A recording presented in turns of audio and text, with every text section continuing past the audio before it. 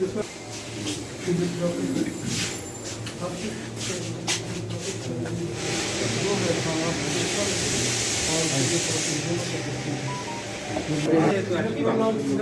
Agency है sir, उसी agency से सर चलता है।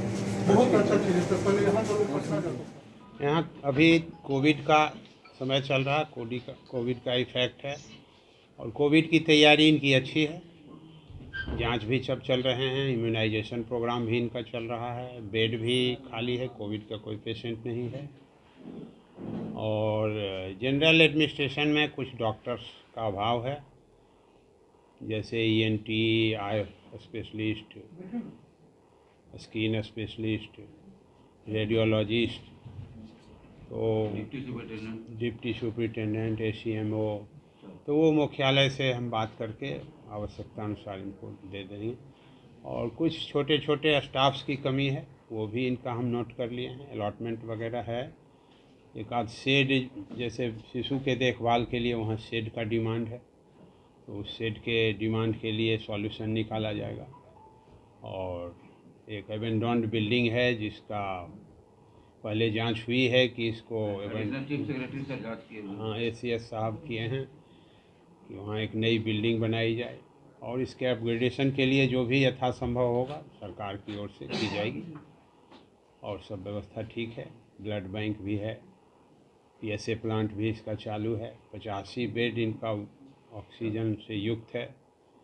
ICU के लिए एक डिमांड है इनका, तो ICU की व्यवस्था अभी तत्काल तो कोविड के लिए की गई है, लेकिन परमानेंट जनरल रोगियों के लिए अलग से व्यवस्था की जाएगी। और जो भी प्रपोजल इनके द्वारा गए हैं उसको लगातार हम लोग मॉनिटरिंग करेंगे, मॉनिटरिंग करके उसका सॉल्यूशन करेंगे। छोटे मोटे एडमिनिस्ट्रेशन में सुधार की आवश्यकता है, जो CS साहब को निर्देश दिया गया है कि उसका सुधार किया जाए। जो भी छोटे कर्मी हैं, एब्सेंट रहते हैं, उनके विरुद्ध कार्रवाई की जाए।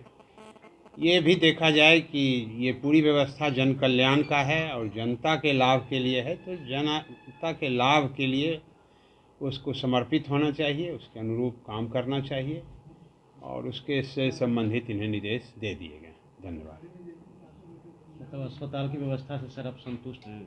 अभी कोविड की व्यवस्था से हम संतुष्ट हैं। कोविड के लिए जो तैयारियां की गई है वो ठीक है। कोरोना तीसरी लहर को लेकर जो तैयारी है वो बेहतर है? बेहतर है, अच्छी है।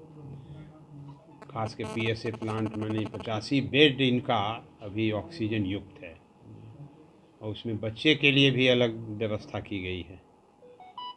इसके अलावा सर बरहिया रेफरल अस्पताल का भी सर ने निरीक्षण किया था, वहाँ पर क्या कुछ सकता है? हाँ, बरहिया में भी 10 बेड ऑक्सीजन युक्त कोविड का लगाया गया है।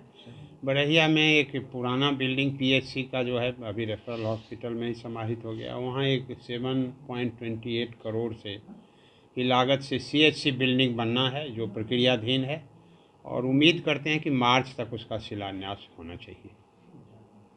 लेकिन सर बड़ी अधिकारी जब आते हैं सब व्यवस्था ठीक रहता है, लेकिन बड़ी अधिकारी के जाने के बाद व्यवस्था कंप्लेन का तो यहाँ बाहर रहता है सर।